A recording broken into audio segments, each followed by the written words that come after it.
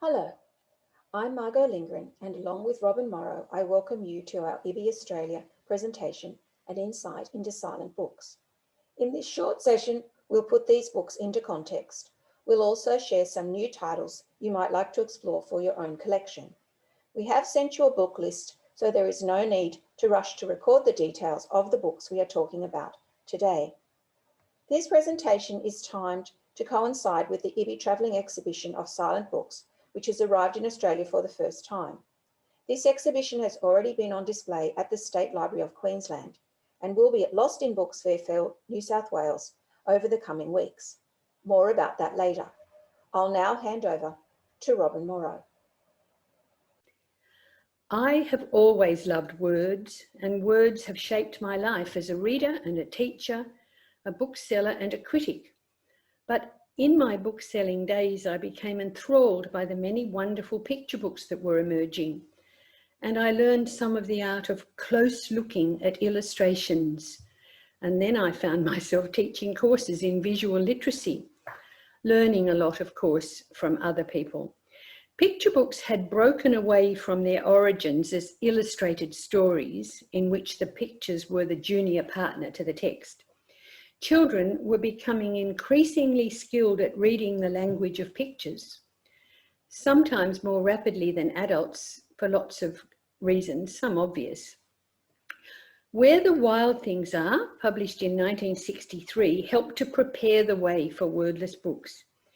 Teachers and teacher librarians opened the wild rumpus spreads, and children responded with their own words, or in some cases, rumpuses. Changes, 1971. It was a pioneer wordless book. Many adults were mystified by the lack of words.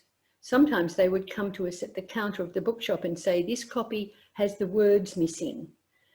But it helped that they trusted the creator of Rosie's Walk, and mostly children seemed unperturbed by the lack of verbal text. The Snowman, 1978. It brought wordless books to a much wider public.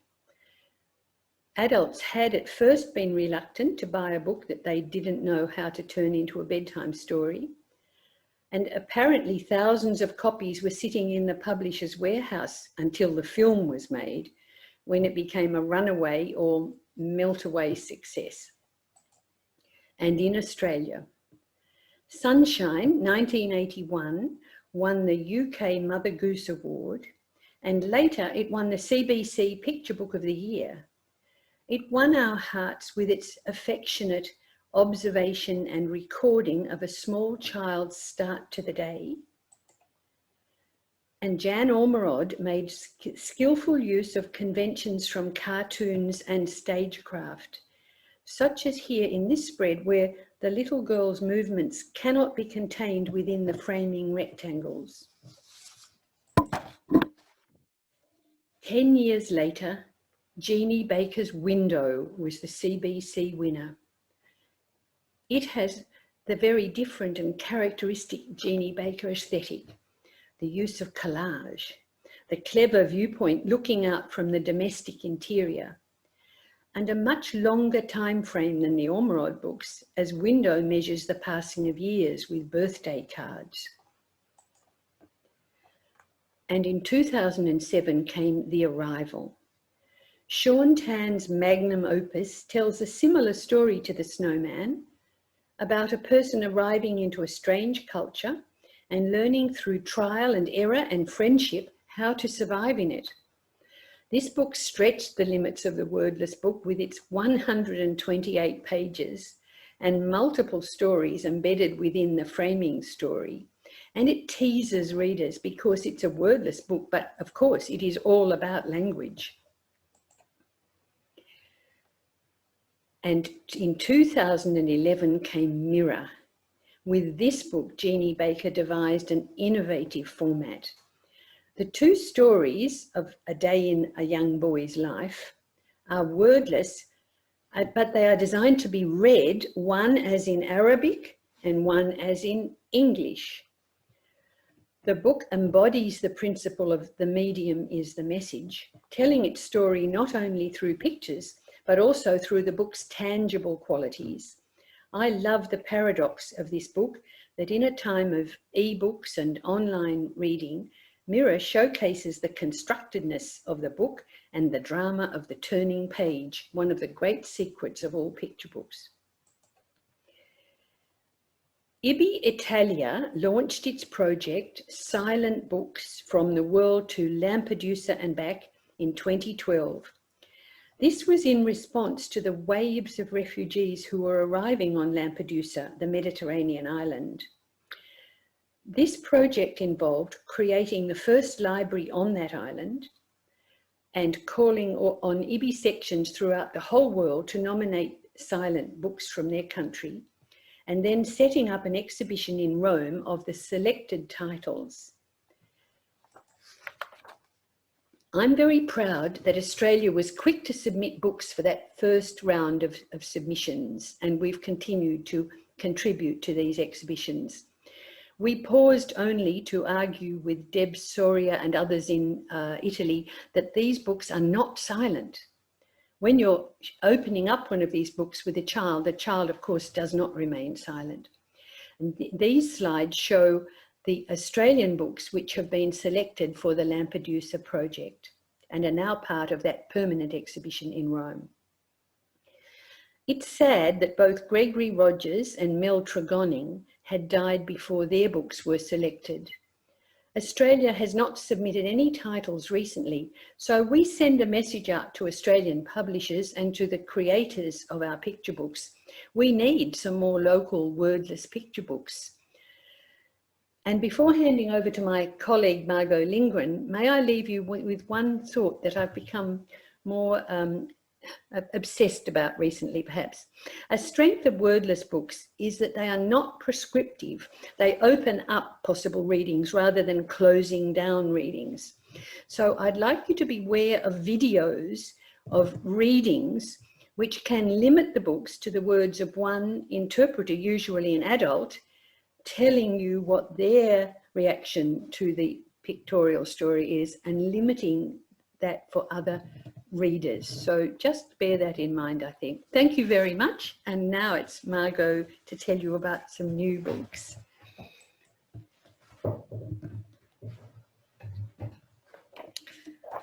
Good morning. So in the next 3 slides, we're going to give you some ideas about using and promoting silent books or wordless books with your students and school staff, if that's the environment that you work in.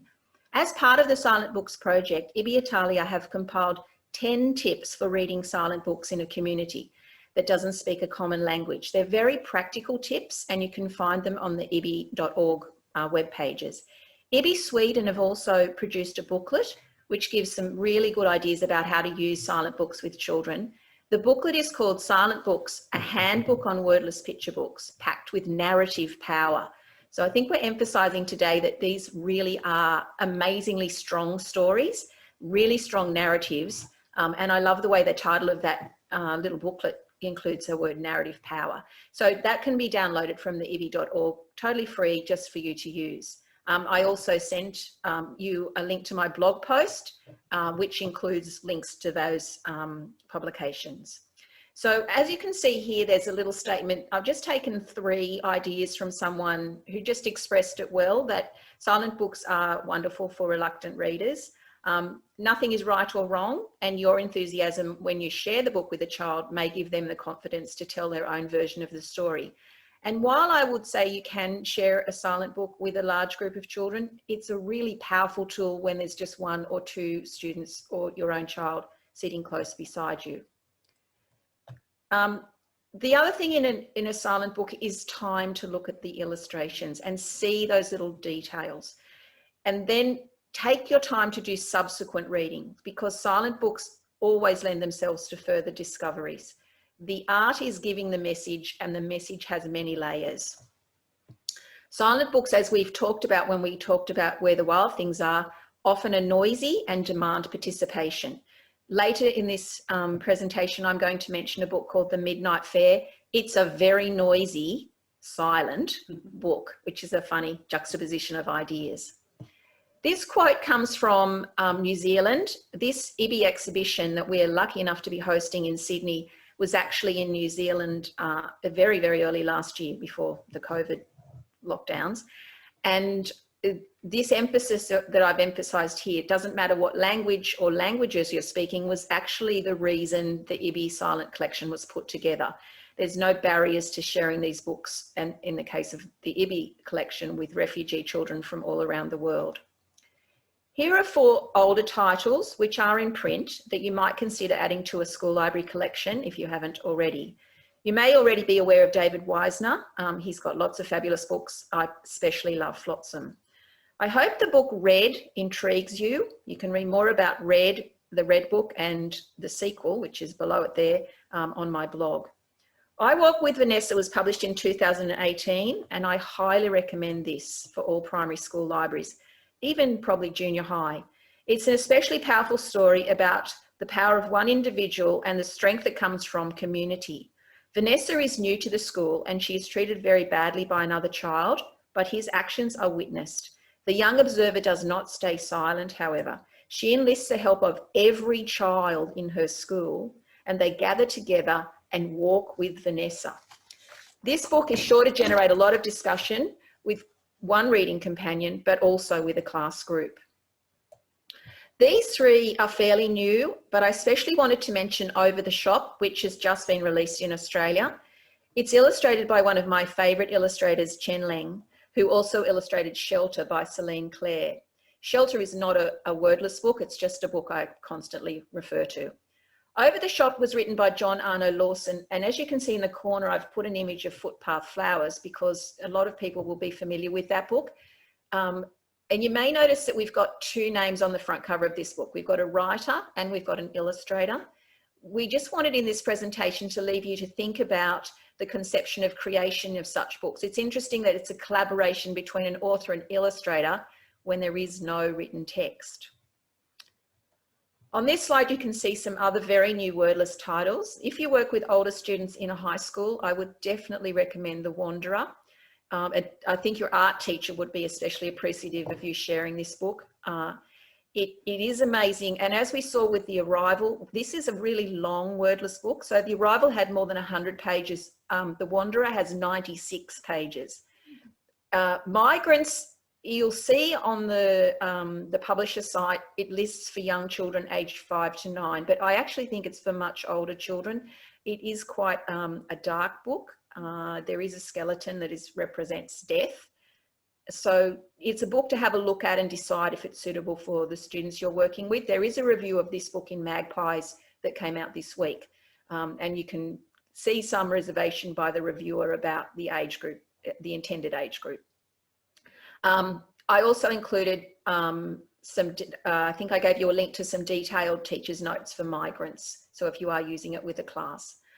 I've talked about hike on my blog, and this one really shows the reasons that Robin was saying not to perhaps take a video of the book. The author of this book, Pete Oswald, would really like you to just be gender neutral with the child. Is this a girl? Is this a boy? It's not meant to be specified. It's a kid. They're wearing a pink helmet. It could be a girl. They're out for a hike with their dad. It could be a boy. Pete Oswald is very definite that that shouldn't be specified. And when you listen to someone reading this on YouTube, they will immediately jump in and say it's a little boy. The Paper Boat is a refugee story with themes of courage, kindness, and memory. And as you can see from the front cover, really amazing illustrations. So now I'm going to discuss in a little bit more depth a few titles that hopefully you haven't seen yet that are very new. You can see the front cover here of The Walk and a little link to the website for this author. This is a Spanish wordless book, and I suspect this will be submitted for the next collection of IBBY Silent books. It's not in the current one because it's such a new book. So a dog finds a blue stick. Why is it blue? Interesting to talk about. He gives the little dog gives the stick to the man and he throws it for him to fetch. The dog races off, but the dog becomes distracted. Meanwhile, a small bird has spotted this stick. The stick is a bit too big for the bird to lift, and it's a rather uneven tug of war that follows. But the bird is not alone, and if we had stopped at the end papers, we would have seen the flock. She has the power of her flock. Others are waiting in the flock are waiting in a field of flowers. The little bird picks up a yellow flower and swaps it for the all-important stick. So there's a little sense of compromise, and the dog returns the flower to the rather bemused looking man. I love the limited colour palette used in this book and the quirky expressions on the face of the dog and the man, and the resolution of conflict also makes me smile. Stormy. There's a subtitle to the cover, to the title of Stormy, a story about finding your forever or a forever home. A woman visits a park and discovers a pup hiding under a bench, scruffy, scared and alone. With gentle coaching, the woman tries to befriend the animal, but the dog is too scared to let her near. Day after day, the woman tries, and day after day, the dog runs away. But with perseverance and patience and help from an enticing tennis ball, a tentative friendship begins. But it's not until a raging storm forces the two together that a joyous and satisfying friendship takes hold. When you pick up this book, take a look under the dust jacket. There is a little surprise, but don't do that until you've actually read the book. Aquarium. This is a book you will find in the exhibition at Lost in Books. This is the story of a young girl who captures an orange fish. She attempts to use a myriad of different containers to create a happy environment for her new friend. But when the fish jumps out of its new pool, she realizes it actually belongs back in its natural habitat. So putting her own happiness aside, the girl returns the fish to its home. Here you can see some details of the illustrations and the really terrific use of patterns in this book. The repeated pattern of the fish on the girl's dress is actually on the end papers as well, which you can see here. And the containers with the fish are repeated too. And that image of the girl swimming, I think that's the one under the dust jacket. Dandelion. Dandelion explores the question, what if a dandelion became a real lion? In a meadow filled with dandelion buds, just about to flower, one dandelion blooms into a real lion. Roots and leaves unfurl into 4 tiny paws and a long tail with a fluffy yellow tuft. What a great wide world there is to explore when you have paws instead of roots.